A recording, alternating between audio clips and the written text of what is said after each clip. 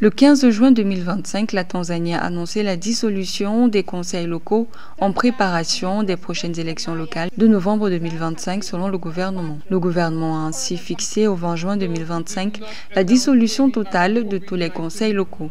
Le ministre de l'administration régionale et du gouvernement local, Mohamed Chenguerois, a ainsi confirmé que les élections locales pour les présidents et membres des conseils des quartiers et villages sont prévues le mercredi 27 novembre 2025. D'après les autorités tanzaniennes, cette dissolution sera faite en vue de lutter contre la mauvaise gestion et la corruption et de résoudre les conflits politiques locaux. Le 15 juin 2025, le président ougandais Yoweri Museveni a lancé un nouvel appel à la diaspora ougandaise pour qu'elle investisse activement dans l'économie nationale.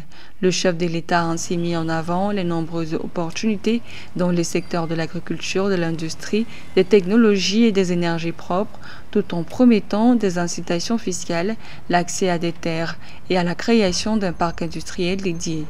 D'ailleurs, les envois des fonds des Ougandais de l'étranger n'ont atteint environ que 1,4 milliard de dollars en 2023. Ces remises représentent près de 3% du produit intérieur brut du pays.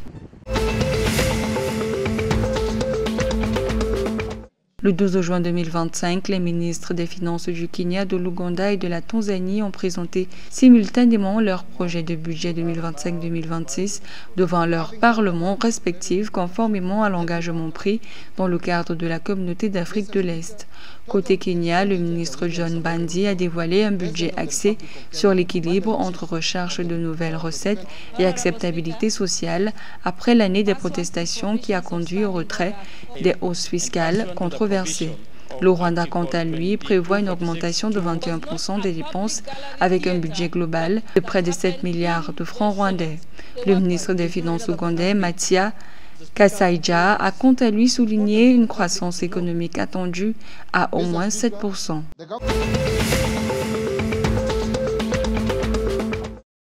L'autorité rwandaise des aliments et des médicaments a le 15 juin 2025 réitéré son appel à une utilisation rationnelle des médicaments, en particulier des antibiotiques, afin de prévenir la montée inquiétante de la résistance aux antimicrobiens. Dans un communiqué, l'institution met en garde contre l'automédication et l'usage excessif des traitements antimicrobiens sans prescription médicale. Cet appel est formulé alors qu'une prévalence de l'automédication de 12% est observée chez les étudiants universitaires. Réduit à un simple surnom, les Law Enforcers ont écrit un chapitre historique du football kenyan. Kenyan Police FC a remporté le 15 juin son tout premier titre en football Kenyan Federation Premier League grâce à une victoire décisive 1-0 contre Shabana FC. Le seul but du match est survenu en fin de partie quand Brian Okot a jailli pour inscrire le pénalty de la victoire, offrant aux policiers la couronne tant attendue et mettant fin à la domination du légendaire Gor Mahia. Ce succès leur permet de totaliser 64 points, soit un écart de 5 points sur Gor Mahia, et les assure une place directe en CAF Champions League.